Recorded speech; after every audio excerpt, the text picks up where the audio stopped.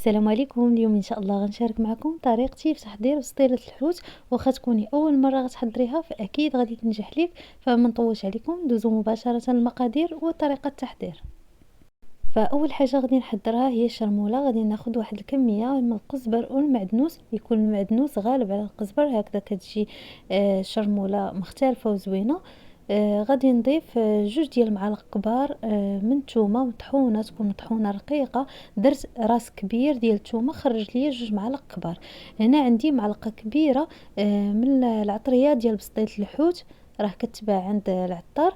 هنا خديت راس معلقه ديال الكمون، ما تكثروش الكمون. نصف ملعقه من الابزار، ملعقه صغيره من الكركم او الخرقوم البلدي، ملعقه صغيره من التحميره. انا كيف ما لاحظتوا مكثرتش العطريه بزاف. هنا درت راس معلقه ديال سكينجبير ونصف ملعقه من الهريسه، والهريسه كتبقى على حسب الذوق.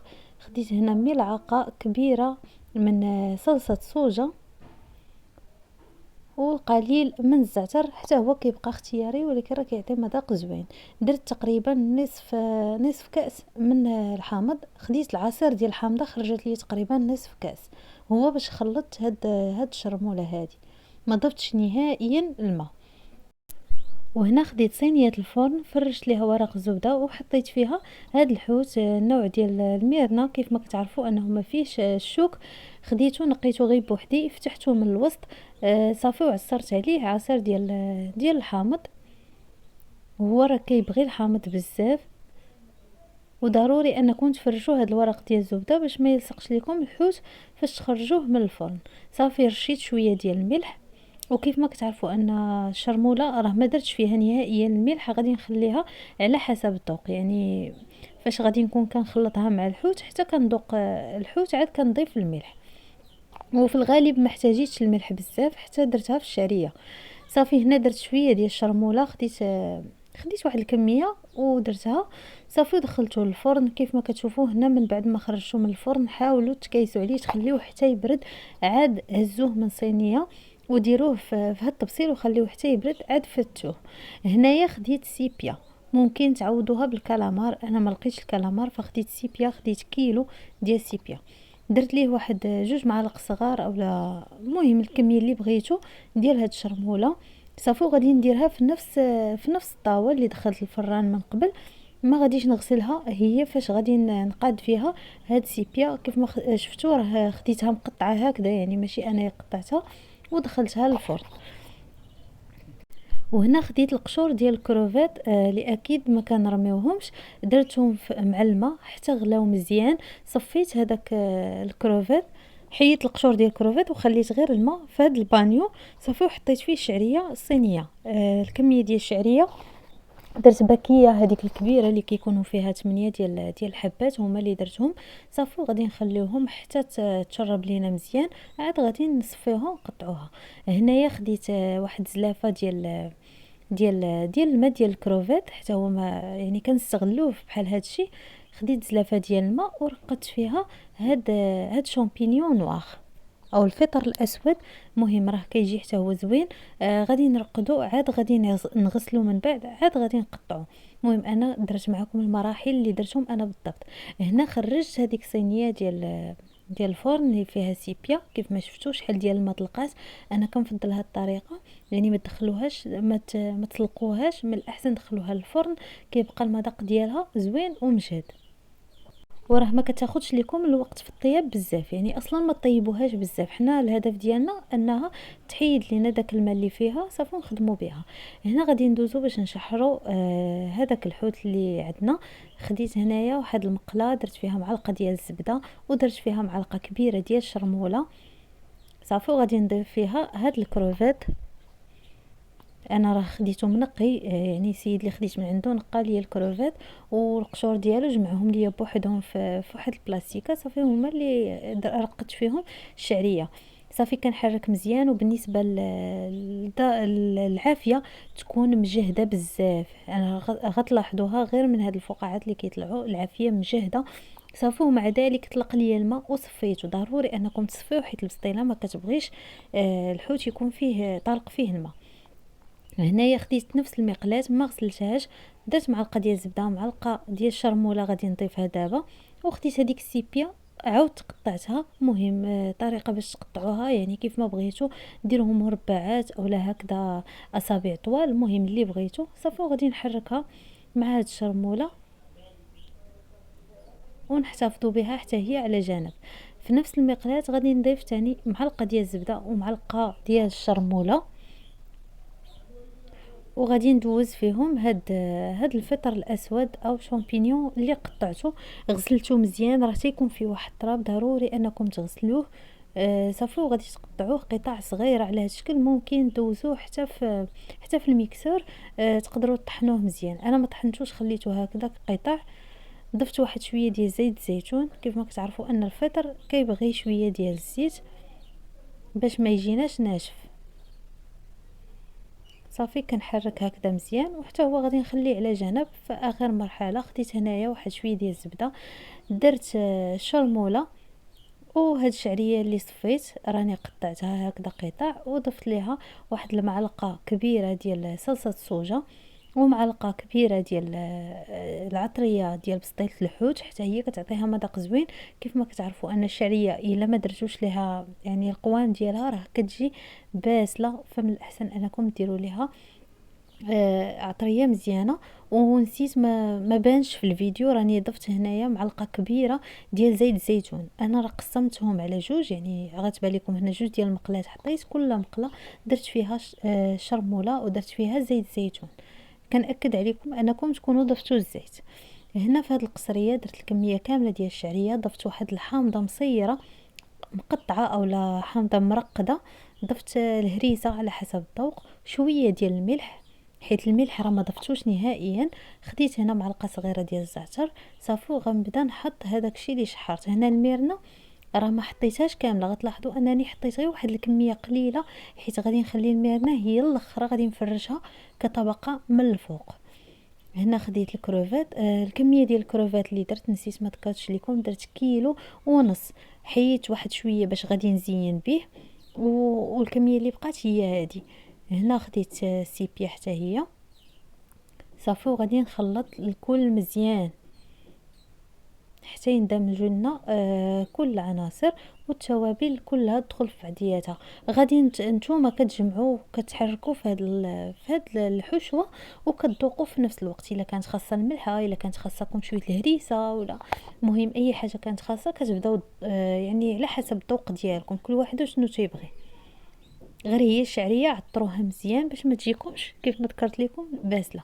هنا غتبان لكم انني ضفت شويه ديال الملح حيت انا ما درتش الملح نهائيا في الشرموله وفي سميتو، ولكن راه عطريه ديال بسطيله الحوت كتكون مالحه وصلصه الصوجه حتى هي مالحه. المهم كنبقى نقلب في هادشي مزيان. وهذا هو الحوت اللي خليته كان غادي نفرشو كطبقه من الفوق ديال البسطيله، هانتوما غتشوفوها في الاخير. صافي هنايا خديت واحد الطبسيل، هذا طبسيل ديال 40، يعني ممكن تاخذوا شي صينيه كبيره ولا اي صينيه ممكن ديروا فيها هاد البسطيله. ما بغيتو ديروها صغيره ديروها في صينيه تكون صغيره. انا خديت هاد 40، هي يعني اكبر حاجه عندنا. خديت هنا الورقه ديال البسطيله. خديتها عند هذوك اللي كيصايبوها بالبخار. المهم كتجي زوينه صراحه. كتجي احسن من ديال الفيلو، من الورقه ديال الفيلو. المهم دهنتها بالزيت، وهذاك الزيت درت فيه شويه ديال صلصه الصوجه كيف ما كتبان لكم في الاحمر، باش هكذا الورقه تجينا بنينه ما تجيكمش يعني ناشفه وما فيهاش يعني حتى شي مذاق. صافي سرحتها على هذا الشكل بشكل دائري. المهم الطريقه المعتاده، انا عطيتكم غير طريقتي اللي درت. صافي وكناخذوا هذيك الشعريه وكنحاولوا نوزعوها على الورقه كامله. وضروري انكم تقادوا هذوك الجناب، راكم عارفين هما باش كيبدا فيهم الواحد يعني ما تجيش خاويه من الجناب والوسط عامر. صافي هنا كنقادوها وغادي ندير واحد الطبقه ديال الفرماج احمر. ممكن ديروا حتى الفرماج مربع ديال ساندويتش، ولكن البسطيله راكم عارفين ضروري خصها غير فرماج احمر كتجي زوينه. اما حتى الفرماج مربع كيعطيها مذاق زوين. يعني الا كنتو غير نتوما بعضياتكم ولا شي حاجه اما الا كانت شعراضه من الاحسن انكم ما ديروش فرماج ديال الساندويتش، ديروا غير الفرماج احمر. صافي كنقادوه بهذا الشكل وكنضيف هذاك الحوت اللي خليت في الاول. بالنسبه للميرنا كنصيحه ما تفتوهاش مزيان، انا راه خليتهم هكذا طروفه باينين باش تجي باينه في البسطيله، اما الا تفتات ما غادي تبان لكم بحال كتاكلوا غير في الشعريه. صافي راني غادي نضيف دابا هذيك السيبيه اللي خليت والكروفات. المهم هذا هو هذه هي الحشوه اللي درت. راه كتجي لذيذه بزاف، وكيف ما شفتوا ما فيهاش الخدمه كثيره، فقط الا كان عندك الحوت موجود راه ساهله. ويعني واحد النهار ديالها غادي تخدموها، والنهار الثاني هو فين كطيبوها. انا راه خدمتها هنايا بليله قبل، عاد طيبتها الغد. المهم هنا كنجمع الجوانب، درت واحد البيض ديال البيضه، درت فيه حتى هو صلصه الصوجه باش هكذا ما يجيناش البيض زفر. كنسدو به هاد الورقه باش ما تحلش لكم في الطياب، ضروري انكم تسدو بها. راه ماشي كلشي كنديرو بيض، راه شويه غير دوك الجوانب باش كنلصق بالبيض، اما الجناب ديال الورقه يعني الوسط ديال الورقه راه كندهن غير بالزيت باش ما تجيكمش الورقه ناشفه. صافي غادي تجمعوها بطريقه عاديه حيت مازال غادي نزينها، ما يجيكمش داك التكماش بزاف، تجمعوها غير بشويه. صافي هنايا في الوسط درت الورقه، ما بغيتش نكثر الورقه بزاف في الجناب، درت غير هاد الورقه الصغيره حيت الورقه اللي خديت درت فيها شي وحدين صغار.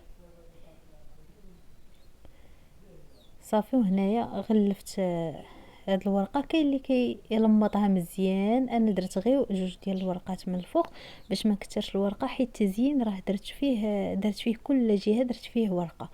المهم هذا هو التزيين اللي درت انا، وممكن تخليوها غير هكذا وتزينوها باللي بغيتو من الفوق. انا درت هاد الزين هذا باش ما نوحلش فاش كنبغي نزينها في الاخير، ما غاديش نوحل فيها، يعني باش ما زينتها غادي تبان. ممكن تخليوها غير هكذا كتعطي واحد المنظر زوين بزاف.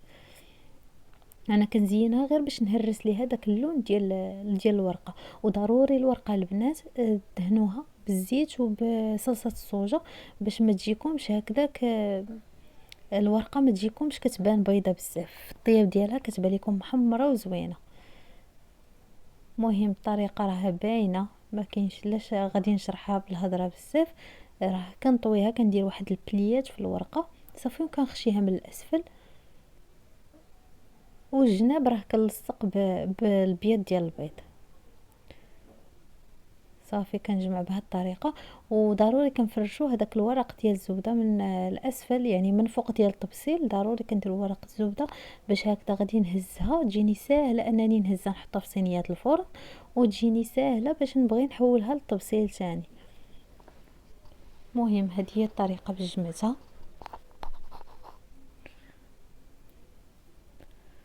وكنلصقوا الجوانب بالبيض ديال البيض باش ما يتحلوش لينا في الطياب. صافي هذه هي الورقه الاخيره اللي خديت، وهذه هي الطريقه باش كنجمع. ضروري كنقطع هذوك الحواشي اللي كيكونوا في الجناب ديال الورقه باش ما تجيناش الورقه كثيره ومكمشه من تحت. خديت واحد الطريف ديال الورقه كان بقى ليا من الفوق، صافي وقديته على هذا الشكل بحال شي بابيون ولا وريضه. مهم زينت بها هذيك الوسط اللي بقى لينا خاوي في الورقه في البسطيله عفوا. ممكن تخليوها خاويه حتى الاخير وتزينوا بالكروفات ولا تعمروها باللي بغيتو. المهم هذه هي البسطيله ديالنا، صراحه راه كتجي زوينه وراقيه.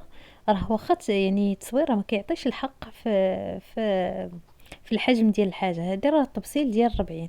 صافي هنا خليتها، انا اصلا خليتها في الفريكو او المجمد ليله كامله حتى الغد. عاد جبتها ودخلتها للفران مباشره، ماشي تجبدوها وتخليوها. صافي ودخلتها حتى تحمرات. وهذا هو التزيين اللي درت، زين بسيط. وحتى هذوك الجوانب كيف ما كتشوفوا صراحه عطاو واحد المنظر راقي. فرشت هنايا هذاك الخص من الجناب باش كيعطيها داك اللون ويهرس ليها اللون ديال البسطيله. واما المذاق راه كيجي لذيذ بزاف. ونتمنى الفيديو ديال اليوم يكون نال اعجابكم. وما تنسونيش من الدعم ديالكم بلايك واشتراك وتفعلوا زر الجرس باش توصلوا بكل جديد، وتبارطاجيو الفيديو مع الاهل والاصدقاء في الفيسبوك باش تعم الفائده، وهكذا باش تشجعوني ونعطيكم المزيد من الوصفات. نخليكم الى الفيديو المقبل ان شاء الله. مع السلامه.